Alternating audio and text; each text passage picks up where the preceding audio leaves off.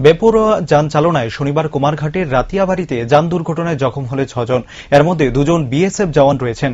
জানা গেছে, এদিন কুমারঘাট থেকে বেতছড়ার দিকে যাত্রী নিয়ে যাচ্ছিল একটি অটো। তখনই রাতিয়াবাড়ি এলাকায় উল্টো দিক থেকে দুরন্ত গতিতে আসা একটি বাইকের সাথে সংঘর্ষ হয় গাড়িটির। এতে সাথে সাথে রাস্তায় উল্টে যায় গাড়িটি এবং বাইক থেকে ছিটকে পড়ে আহত হন 2 জন বিএসএফ জওয়ান। গাড়ি উল্টে আহত হয়েছেন 4 জন। ঘটনার পর আহতদের উদ্ধার করে কুমারঘাট হাসপাতালে পৌঁছায় দমকল বাহিনীর কর্মীরা। রাজ্যের বুকে এভাবে যান সন্ত্রাস লাগামহীনভাবে বেড়ে চলায় চিন্তিত সচেতন মহল। একটি রোড ট্রাফিক অ্যাক্সিডেন্ট হয়েছিল। এটাতে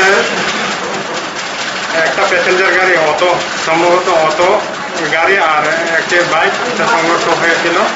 এটাতে 4জন সিভিলিয়ান এবং 2 বিএসএফ কর্মী তারা আহত হয়েছে।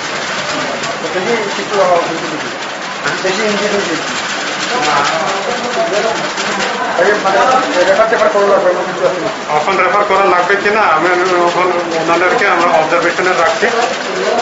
এখন বলা যাবে না ওনাদেরকে রেফার করা হবে কিনা।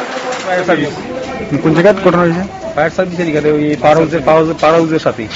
কেমনে হয়েছে দুর্ঘটনাটা? এটা এনফিল্ড বাইক একটা বিএসএফ আমরা ইয়ে আছে ওইখানে অটো একটা নিয়ে যাইতেছে ঢুকি দেখাইবার লাগে আমাদের টাকা দেওয়ার নিয়ে লেগে নিয়েছিল।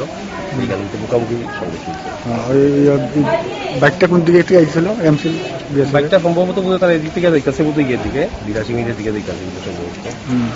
আমরা তো স্ক্রিন সাথে সাথে নিয়ে আইছি। মানে অটোটা কোন দিক থেকে আইতেছিল? অটোটা ওই দিক থেকে আইতেছে, কুমার দিকে আইতেছে, রাস্তা থেকে আইতে বললো তারা। আচ্ছা আচ্ছা।